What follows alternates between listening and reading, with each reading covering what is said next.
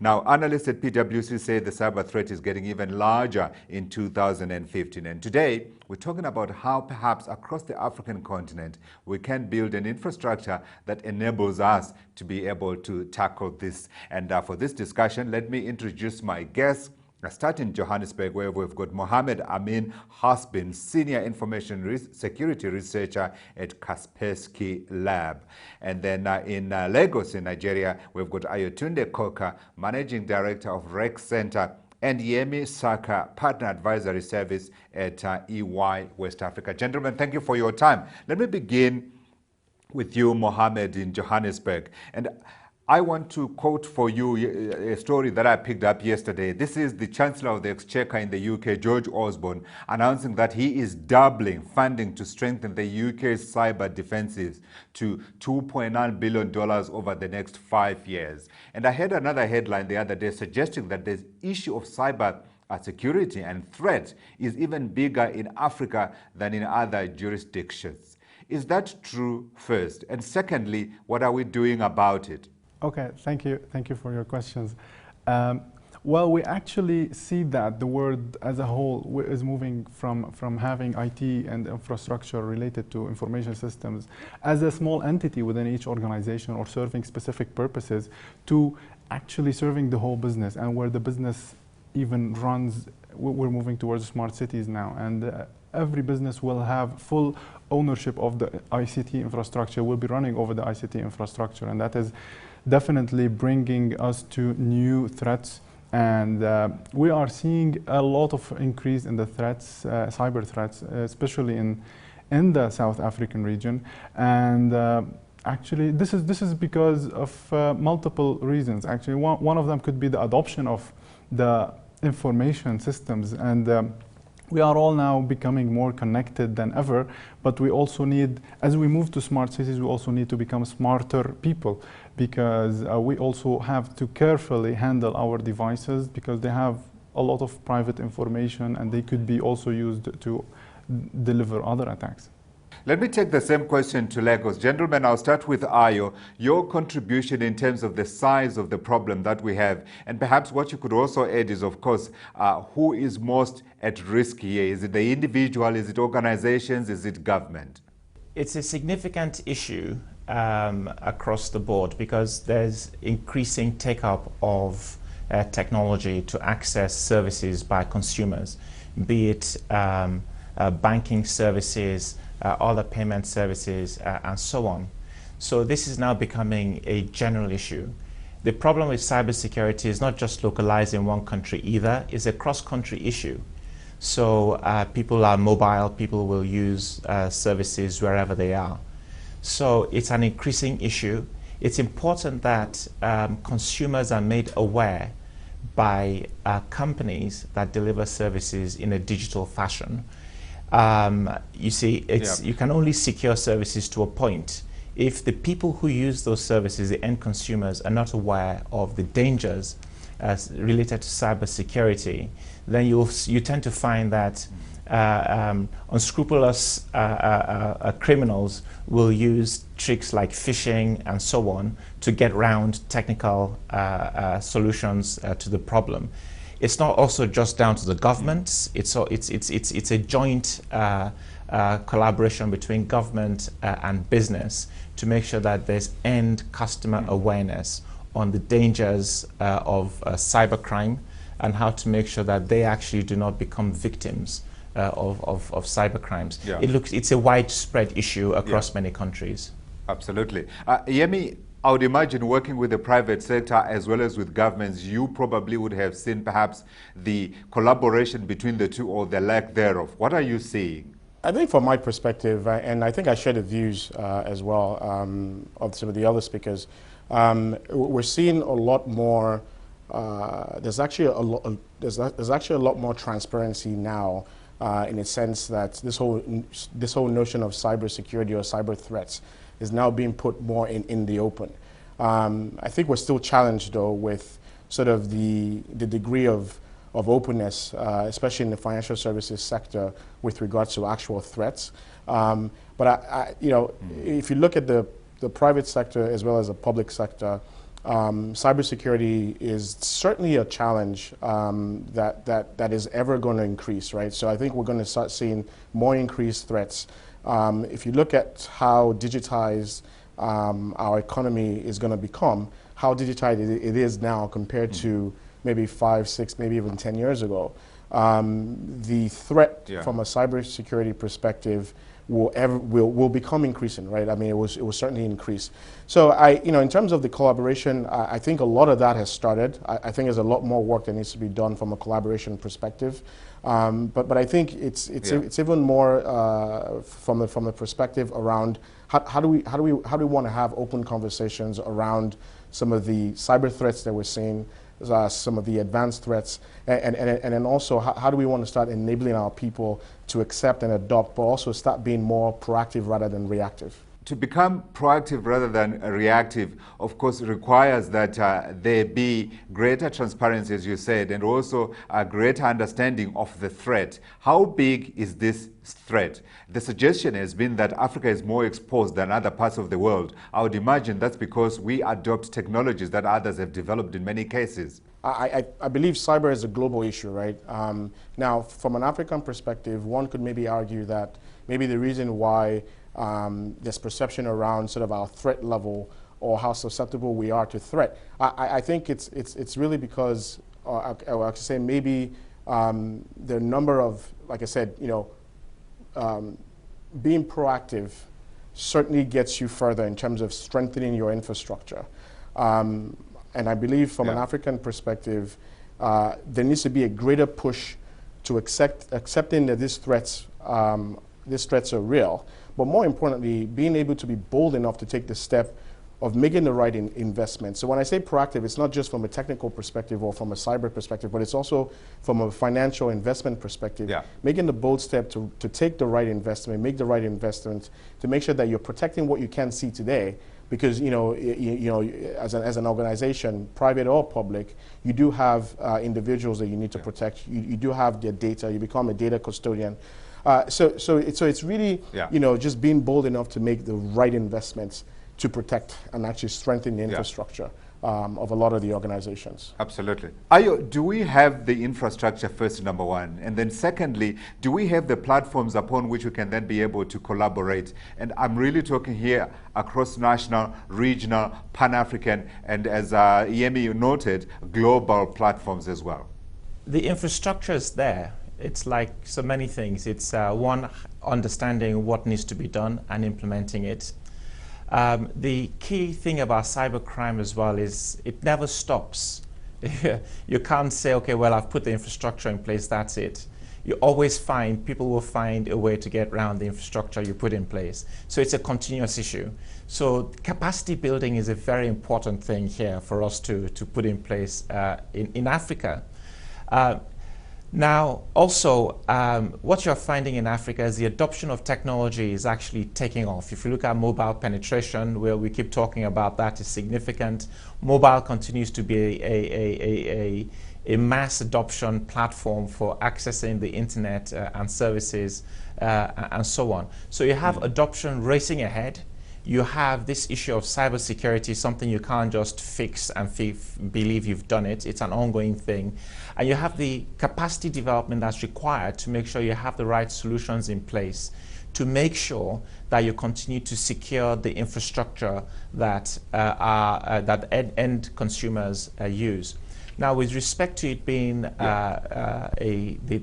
issue you talked about in terms of collaborating across different countries, certainly it's something that has to be done because it's like I said, it's not just a single country issue.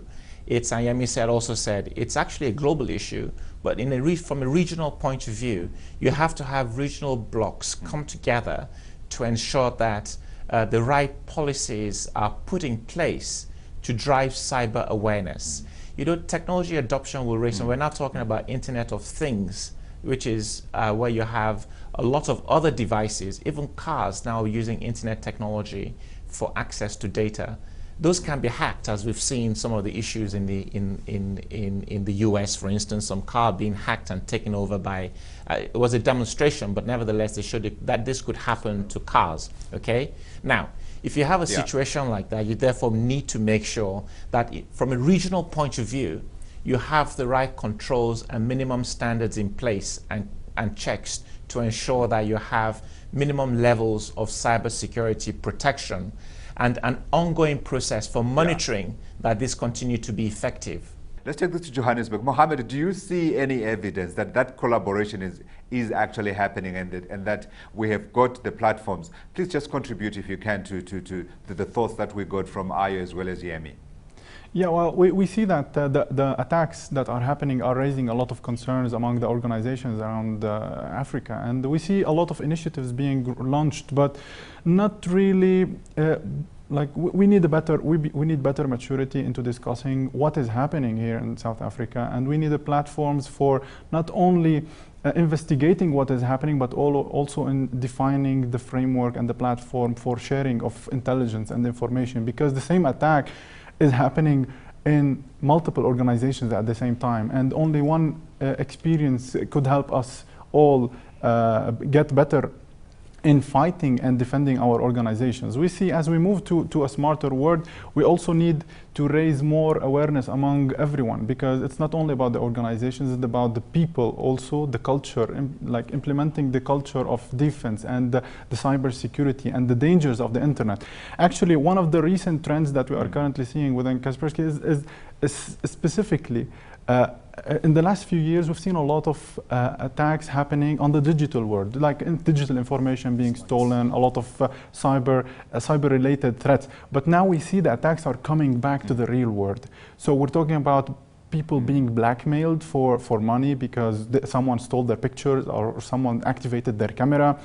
We see actually some even organizations and government entities having their intelligence information and their core databases stolen and then maybe sold or maybe used by other like foreign intelligence agencies. And that is extremely dangerous and definitely needs a quick reaction. We actually specifically need long-term planning. We need very powerful planning to have long-term best results and to lower the costs also on the long term. If we don't do that, we will have a lot of difficulties.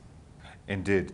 That was Mohammed Amin Hasbin, Senior Information Security Researcher at Kaspersky Lab in Johannesburg. In Lagos, I've got Ayotunde Koka, Managing Director of Rec Center, and Yemi Saka, a partner at EY. And we're talking about a big issue that affects us all, that affects businesses, that affects government. But of course, one of the trickier things that we have to deal with this is, of course, that governments, in the name of trying to make sure that we are all secure and this cyber security threat is neutralized, also engage in other activities as well that will, of course, mean lesser freedom, infringing on our freedoms. The issue of mass surveillance, we saw, as Edward Snowden showed us, that is all over the world. How do we balance that requirement as well as making sure, of course, people feel comfortable around the internet and all this technology that we have? We've got a special here today where we're focusing on cybersecurity and the threat that it poses to industries, the threat it poses to individuals, and of course to our national security as a whole, and therefore becoming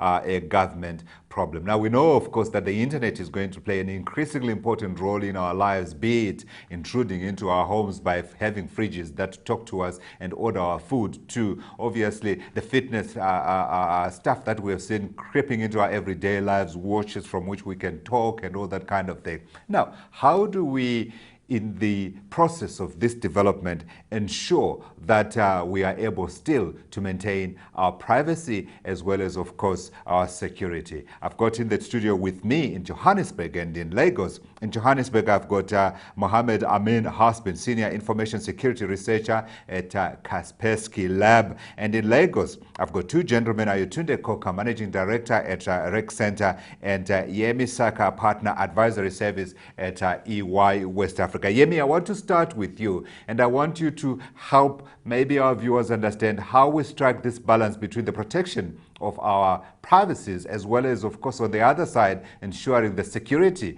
of our phones, the security of our bank accounts, and the security of our national borders, as we have just seen demonstrated by those terrible attacks in France.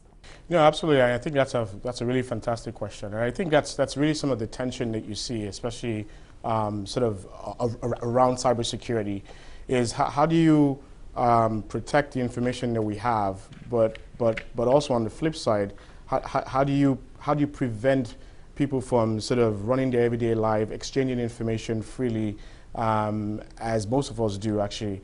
So I think, like I said, that's a huge tension that we're seeing specifically when we start talking about cybersecurity issues. If you look at some of the mature markets and in terms of what they've done from a standards perspective, there's a lot of strong rigor around how to protect information, how information is protected, how do you move information across borders. And I think for us here in Africa, and even more specifically in Nigeria, the sort of the sense of data privacy is one that is increasingly maturing, right? So it's not where it needs to be yet, but there's a greater sense that sort of this whole notion of personally identifiable information needs to be held with the right tight security controls that's actually required. I'm seeing, as I talk to clients in the financial services sector, there's this sort of great need for protecting financial data, protecting the actual information of their customers. So I think this great need for the protection of information is one that we're seeing more and more, which is great. It's funny, we just actually did a recent survey around cybersecurity, which EY does on a yearly basis, and as one of the survey reports actually suggests that 90% of organizations may actually not even know if they're attacked at all, right? So not knowing if you're attacked is a huge problem, and that's because when you look at cybersecurity threats, most times they actually come in slow, undetected.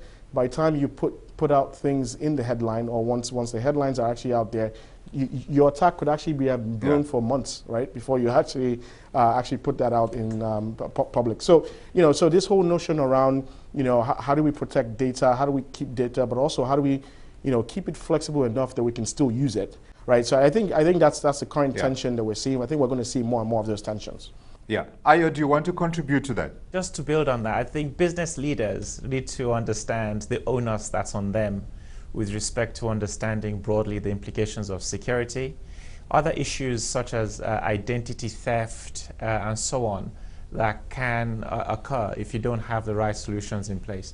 Why do they need to be aware? Investment decisions have to be made so that you put in place the right solutions, like Yemi was talking about, to make sure you do not get attacked, or you have the right levels of security or the right levels of monitoring to know even if you're getting the wrong kind of attention with people trying to penetrate your systems. I think that's improving. I think it's increasingly you see banks, for instance, implementing international standards such as the 27001 international standards, other standards for payment systems that protect, they call it PCI DSS, which is payment systems protection. So they're putting investments in that, and you see increasingly banks are being certified to that. Basically, they say you've got minimum levels of security. Now, you see, if you look at examples as Sony and Target and so on globally, it's the CEO that has to stand up and probably sometimes lose their job when there's been a penetration of the IT systems. So at the highest level of organizations, there needs to be awareness of what the implications on the businesses are with respect to cybersecurity. Most CEOs feel they need to understand the financial dynamics of the business, or they need to understand the legal implications of the business environment they work in. They better start to understand the fact that they need to understand the cyber and technology implications of the businesses they run, so they can make the right investment decisions to protect the data of consumers, ensure they protect their systems, and also they also educate the end consumers. Let's go to Johannesburg, and I want to throw in something a little new here, Mohammed, if I can. There's the issue of the hackers. There's an often repeated line that Apple actually employs some of these hackers if someone is able to break down their system. How do we use them as testers of the system, if you like, in a good way? It is always not a very good idea to use actual hackers, like criminals, to do the testing of your organization, because they could also bring with them a lot of new threats, and they could maybe have access to information that they shouldn't have.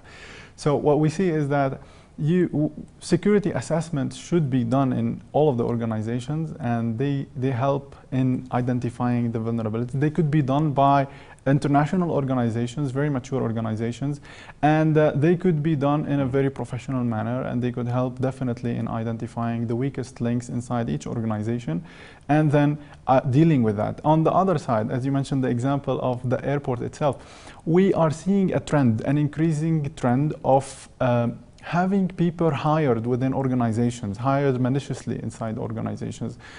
We had multiple recent examples, and on the underground, on the web underground, which is the forums where cyber criminals do actually hire and get hired, we are seeing people putting money in Bitcoin, which is anonymous currency, and for everyone who can give a certain access to certain files or certain permissions in certain organizations. And this is becoming an increasing trend that we definitely also need to consider. One more question to you before I go to Lagos and then wrap up the debate, Mohammed. What about the issue of skills and also innovation as well as technological developments? Are we deploying enough resources to those two things?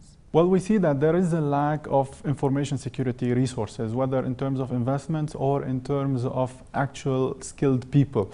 This is an international issue that actually everyone is trying to deal with at the moment. You can see that we rely more and more on IT infrastructure, and we definitely need better protection. But we see a better protection definitely is not the result of just developing the skills within people, but we also need international agreements on developing secure protocols and secure standards and secure technologies. That is also an issue that we definitely need to take care of. We've seen multiple protocols being in the recent revelations and the leaks that we've heard of being just developed in a weak manner, so some organizations can benefit of these, and that is definitely something that we need to address immediately. International agreement on somehow governing the cyber world is critical to the development of not only the cyber world, but the humanity itself. Absolutely. Ayo and Yemi, two quick points from you both on that issue, if I can. I don't know if I can restrict it, first of all, to Ayo. If you can maybe comment on the private sector side, are they deploying enough resources on that front? And perhaps, Yemi, you can come in on the government side from what you see. Very quick points from you. Let's start with Ayo.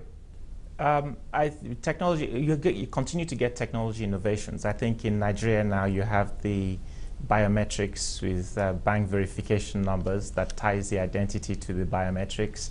You also have other technologies now that don't just use fingerprint, finger vein technologies to very well identify people for authentication for services they need to consume. So you continue to have technology advances that will assist businesses in dealing with this issue. And the key thing is to ensure that the awareness is there, so these technologies can actually be properly implemented, not just for the sake of it. You know, you always have to think of the human factors as well. Yemi talked about earlier on getting the balance right between locking down, but also giving people access to data. So you need to pick these technologies carefully and implement them in the right way. And this bank verification number that's being used in Nigeria, which is based on biometrics, is a good example of that. I think from my perspective, I kind of look at it maybe slightly differently. So, and I think if I remember your question was mostly around skills, right? So I think there's a paradox, right? So there's this sense of paradox that says that, you know, there actually aren't enough information security specialists out there. But if you look if you look on the darker side, right? If you look at some of these you know, individuals that are actually proponents of cyber attacks, and to be honest, a lot of them are actually here as well, right? So it's a global phenomenon. So it's not just people that are out of the country doing this, but it's literally people everywhere, right? So you know, you have smart people that, for sort of lack of a better term, that, you know, that causing a lot of these cyber attacks. But then again, when you look at, we start looking at the industry, there's challenges of actually finding sort of the right skills. So I think, you know, I'm seeing more and more people build some of these skills. As I have more conversations with clients, I'm seeing them staff the organizations correctly around building, you know, really strong teams that understand cybersecurity and are very committed to actually building even further enhancing those skills, right? So I think, you know, as we lay more emphasis, you know, in cybersecurity, I think we're going to see this grow as a profession. So, you know, really, you kind of look at a lot of, you know, kids coming out of school these days. There's a strong focus, obviously, on technology. But I think over the next 5 years, I think that focus is going to slightly shift, where you're going to see more information security specialists, information security, you know, people building careers along the information security lines. Certainly, certainly. Yemi, thanks very much indeed. And we've run out of time to the extent that I have to just thank all my guests from Johannesburg to Lagos. Thank you for joining us, gentlemen, today for that discussion.